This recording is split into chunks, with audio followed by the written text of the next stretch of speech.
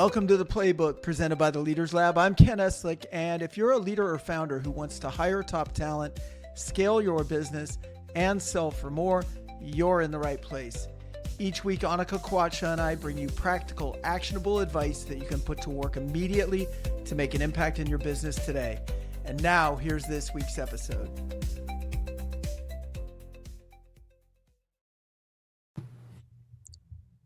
Welcome back to the Playbook. I'm your host, Ken Eslick, here once again with Onika Kwatsha.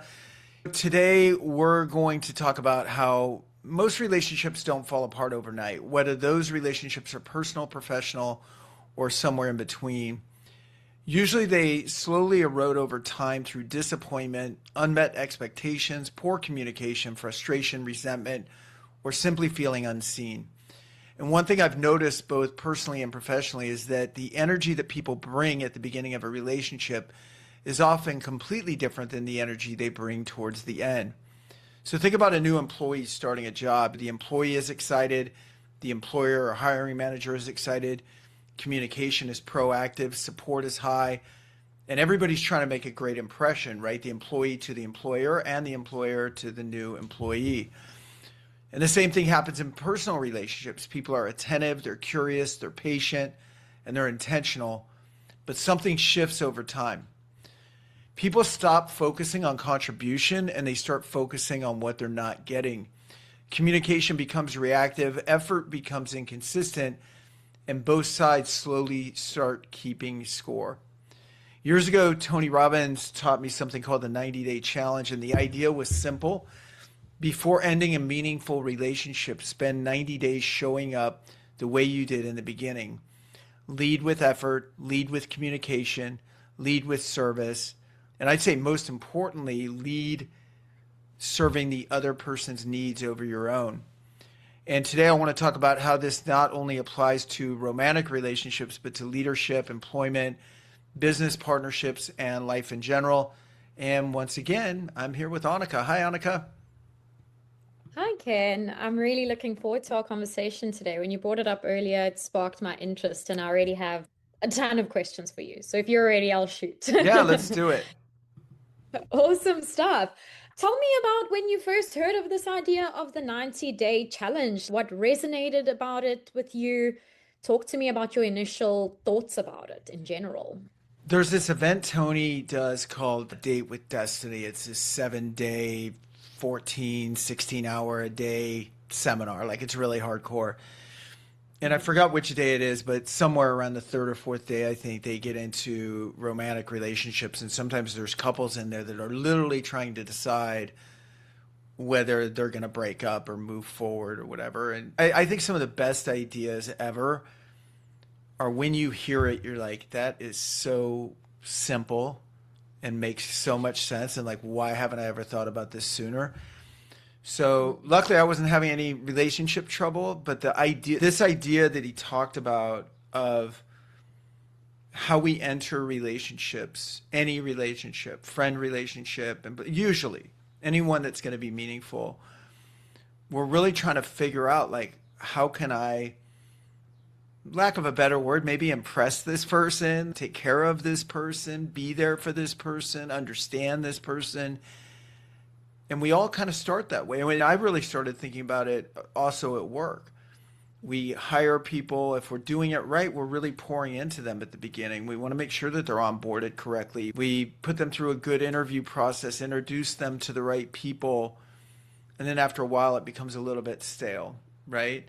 On the flip side of that, the employees, same thing. They show up. Of course, they want to do a great job. I think everybody wants to win and do well, at least initially. And then at some point, things fade. And they tend to fade from both sides, right? It's not like one side just keeps serving. I mean, usually there's a decay on both sides. And so anyway, hearing that was just one of those light bulb moments where it was like, of course. And why wait until things get bad? Why not try to practice that as a rule? I mean, sometimes when things get so bad, like they were for some of those couples that were in this seminar, it might be too late, because maybe you want to pour yourself into the other person now and really make this 90 days work, but the ship has sailed for them, right? And same thing can happen in our employee or employer, whichever side of that you're on, in those relationships can happen too.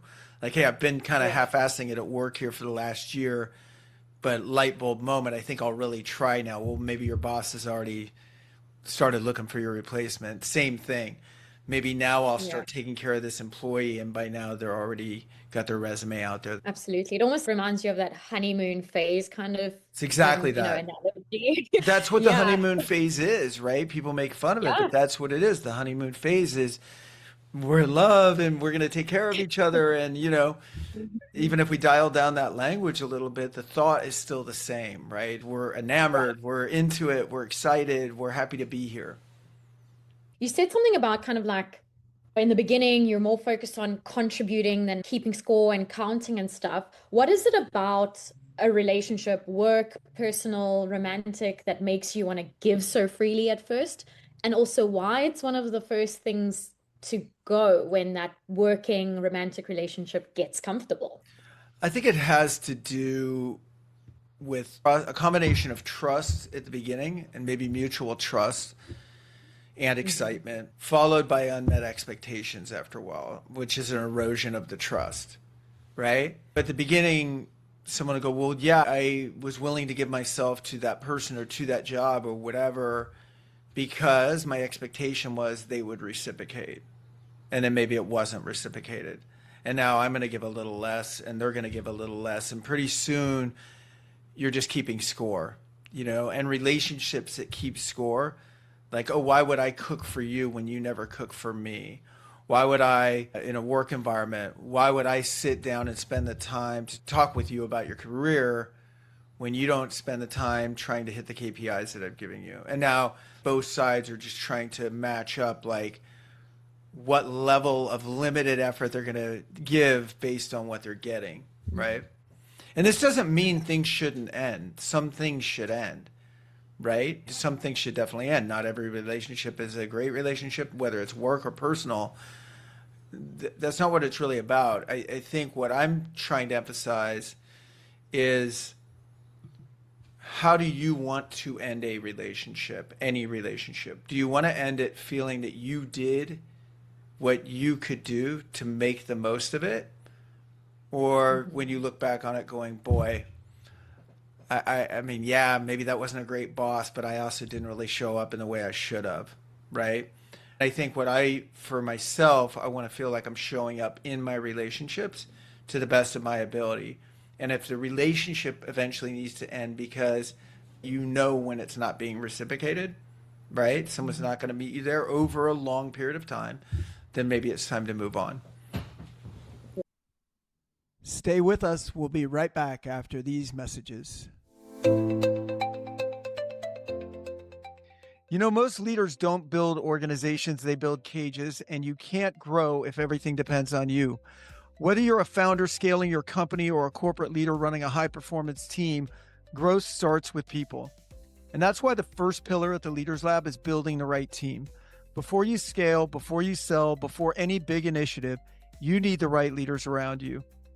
Our team has placed over 1,000 executives into Fortune 500 and fast-growing startups and supported over 75 acquisitions along the way, helping leaders create over $1 billion in enterprise value.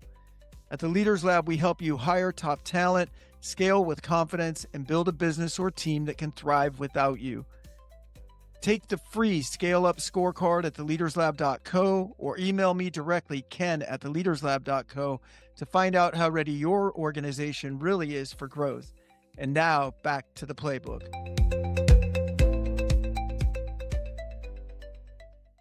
Yeah.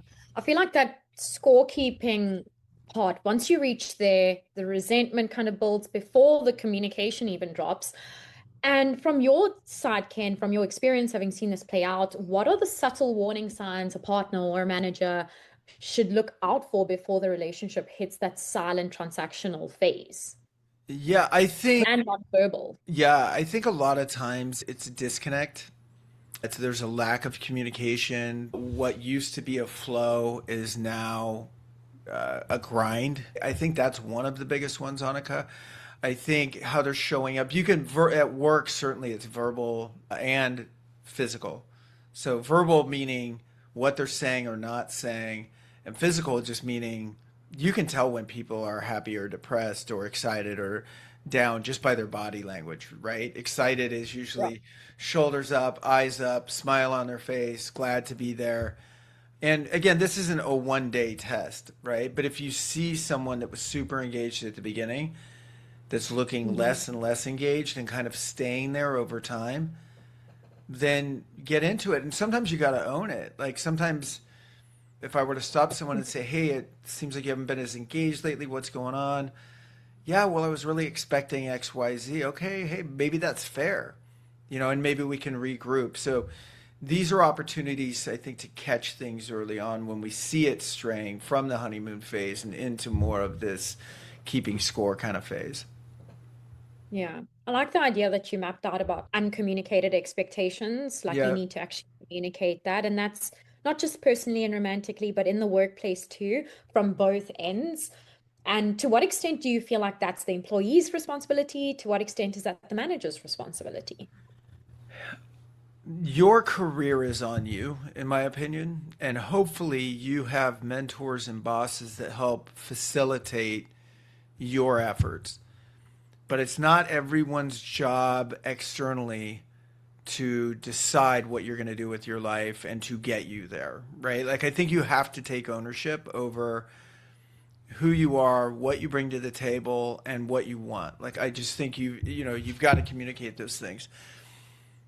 I think most of the time successfully and sometimes unsuccessfully, I've tried to create environments where people felt heard and seen, and yet at the same time, I know we've missed that at times. I know I've had someone in my corporate life that I thought the world of, and he came in one day and quit, and I was just blindsided, which is a leadership failure. Like, how could I be blindsided? How could I not see that sooner?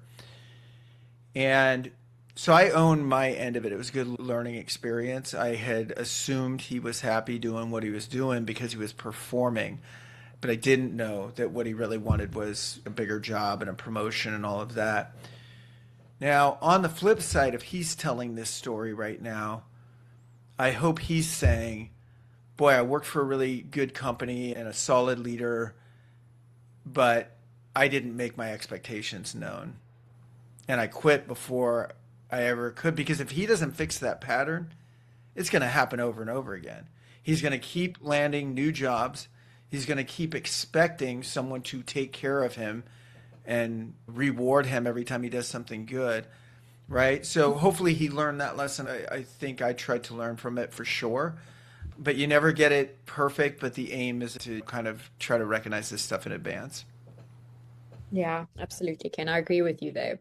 And something that stuck with me was how you mentioned that the 90-day challenge, the real purpose isn't necessarily about saving every relationship, but rather putting in that effort. But also, can you speak to me about why giving your best effort matters so much, even if the relationship or job doesn't work out in the end?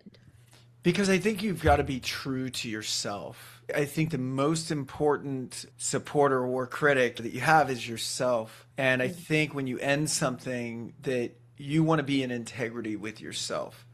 Did I Mhm. show up the way I could? Was I my best in this? And certainly we're not our best every day. It's not 100%. It's not a score. But like, did I try? Like, did I really put forth effort? So I think the 90-day challenge is as much to keep yourself in high integrity and make sure that you're doing the right thing, and also see if there's something there, because if you haven't done those things yet, you really don't know how the other person's going to react, right? If you really showed up trying to serve them like you did at the beginning of the relationship, it might be savable. You might be really, really surprised. If you're not, then you make a decision like, okay, this is unsalvageable, but at least I did what I'm supposed to do. Anybody in a leadership role has made firing decisions that they could look back on and go, gosh, I could have done that a lot better. I mean, in terms of how I showed up both while they were here and at the end. And I think we're trying to minimize that, especially when you're impacting someone's life. And same with the relationship. I think the problem is by the time people get to that point where they're considering the 90-day, they've checked out. Like if they're verbalizing it, they've checked out. So a better practice is not to get to the 90-day challenge, is just try to serve the people around you the best you can so that you know when it doesn't work out that, hey, I've already been showing up. Do you know what I mean? And I'm not talking about giving yourself credit or bullshitting yourself about stuff you have or haven't done. I'm talking about if you can really say like, no, there are people in relationships, work and personal, that are very lopsided, that are very one-sided, where one person really is showing up for the other and it's not being reciprocated. And in that case, if you're already showing up for their needs and have been at times for years, yeah, then maybe it's a different decision that needs to be made. Yeah. And we've kind of talked about the 90-day challenge, but how do I know once I've gone through the process which way to go sometimes? Like, I understand how it could feel obvious, but I've put all this extra effort in now for this 90 days. How do I know to let go or keep riding it out? I think sometimes it's maybe there's a ending conversation, or a final conversation that, if it's a personal relationship, because by the way, when you're doing the 90-day, I'm not going to go like, hey, Onika, we haven't been on the same page for a long time. What I'm doing is a 90-day challenge, right? I don't tell you what I'm doing, right? Yeah. I just do it. If it wasn't being reciprocated and I still wanted to kind of close the loop, at the end of the 90 days, I might say, hey, have you noticed anything different over the last 3 months in kind of how I've shown up and how you've shown up, and maybe kind of talk through it. And then I might say, like, well, this is what I've been trying to do. For the last 90 days, I've been trying to put your needs ahead of mine. How did that feel? Did you notice that? And then maybe is there anywhere to go from here? So yeah, it's a really important one. I think it's very, very good to, again, be proactive with this. And I think, I'd like to just close out with, again, sometimes relationships need to end. There are relationships that need to end. I ended a client one a week ago, right? Because I just didn't think there was anything there, and I did think I was showing up. But before making that decision, make sure you're evaluating the relationship after your best effort, not during your lowest point of engagement, right? So that you can make the best decision possible. But we'll see you guys next time in the Playbook. Take care.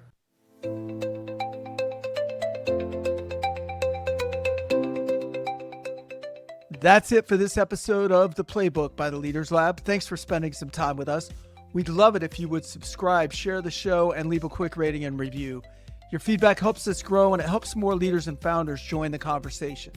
If you'd like to talk more about hiring, scaling, or selling your business, please email me, ken@theleaderslab.co, or connect with me on LinkedIn.